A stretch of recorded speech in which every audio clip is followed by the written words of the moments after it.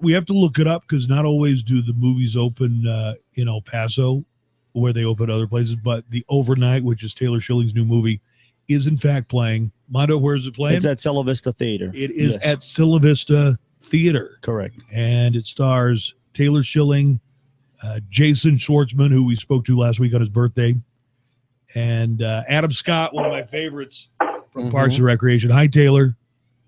Hi, how are you? I'm great. How are you doing today? Good. Tell me about the Overnight a little bit, and I'll tell you what I know from the preview. It looks like you, Adam Scott is your husband in the movie, right? Okay, looks like you guys move someplace, and you don't know many people, and then a couple of swingers try and make friends with you. That's what I got from the trailer anyway. Yeah, well, so far you're spot on. That's really close to what's going on. I play Emily, and Adam plays my husband, Alex, and we moved down. We're kind of professional people. We moved down from Seattle to LA and have a young son, and kind of trying to make friends.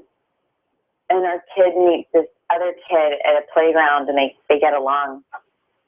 So we meet the parents and decide to go over for pizza night.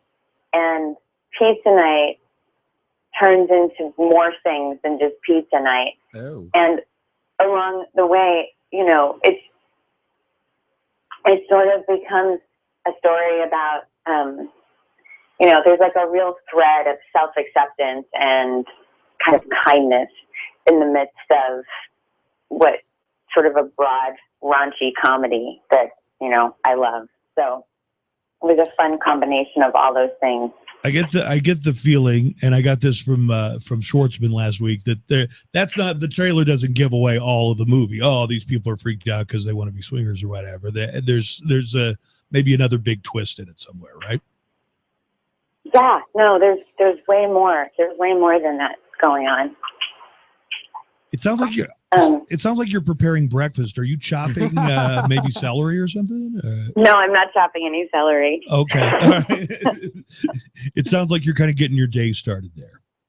No. I'm right here with you. Okay. Well, right. Someone's doing something. Taylor, how did you get the acting bug? Because some people, act like a child as children in theater companies and amateur stuff, and then some people don't get it till high school or college or later. But how about for you? I did a play when I was 11, and I sort of felt like I felt home, kind of. I felt like I felt connected to it, and I felt excited about the energy of performing, and that, and I didn't exclusively do that for the rest of my teenage years, but that's kind of like I kind of plugged into it.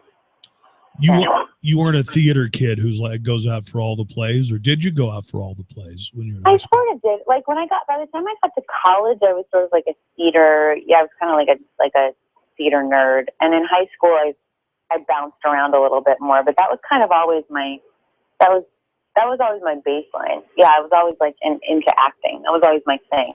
When did you first start getting work, that you got paid for? I was at Fordham University in New York City, and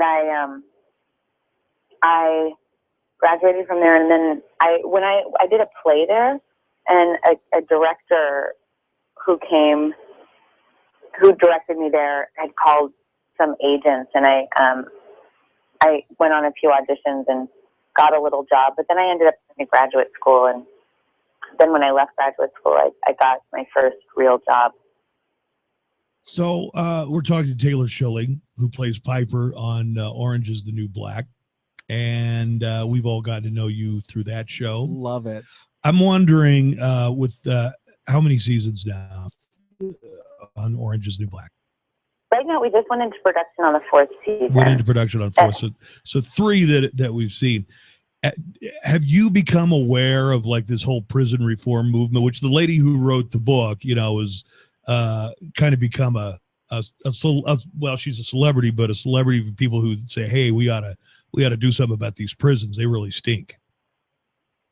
Yeah. I mean, I think it's impossible not to do this work or be at all even on the periphery of what's happening in our prison system and not become aware of the injustices that are happening all around us. And I, for one, was pretty unaware of it until I started working on this project.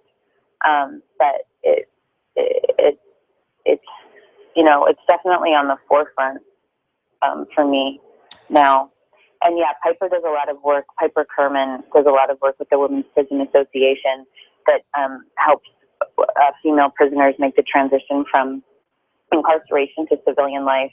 And they provide all sorts of really necessary services. So, you know, I try to support them as much as I can as well. Do prisoners reach out to you, either current prisoners or former prisoners? I can imagine them reaching out to Piper Kerman, but how about to you, the actress who plays her? I mean, people on the street sometimes who have been incarcerated will talk to me about their experience, and I find that that's very heartening to me. You know, that it parallels their experience, and you know, that means a lot. People who are currently in prison aren't able to watch the show because it requires unrestricted internet access to stream TV, so they can't do that.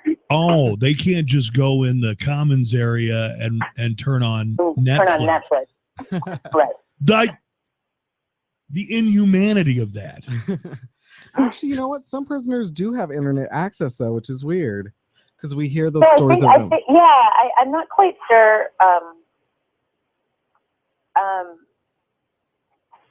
Maybe like in the honor wing where those guys in New York were, maybe they get Netflix access. And totally. That might be part of the deal. You know, watching Orange is the New Black, there were a couple things, though, that I saw in there, and I'm sure it varies from prison to prison, that actually I thought prison might have been worse than what I saw in Orange is the New Black. Like, it looks more like a dormitory, you know, instead of a cell that closes with iron bars, it's kind of an open floor plan, and you know, people have their own little almost like a cubicle, like at a workplace. Need a break. Yeah, well, it's a minimum facility prison or camp. Yeah. It's like a prison camp, so it's not. But this is pretend. It's like we're definitely playing pretend. It's not hardcore. Okay, listen. The overnight, we talked to Jason Schwartzman, and last week we talked to Taylor, and so it sounds like a good adult romp, a comedy, something you can go out to. Need to check it out. You and the spouse would go out and take it in for the 4th of July, and you know, it's not going to have as many big explosions or dinosaurs as some movies, but I definitely think you're going to like it. By the way, I always go to Metacritic to see how things are doing, and the overnight, what does it say? Very fresh. Really? A lot of tomatoes there, baby. Nice. Very, very good. All right. Thank you, Taylor, for being on with us today. Thank you. You're beautiful. Bye. Bye-bye. There's Taylor.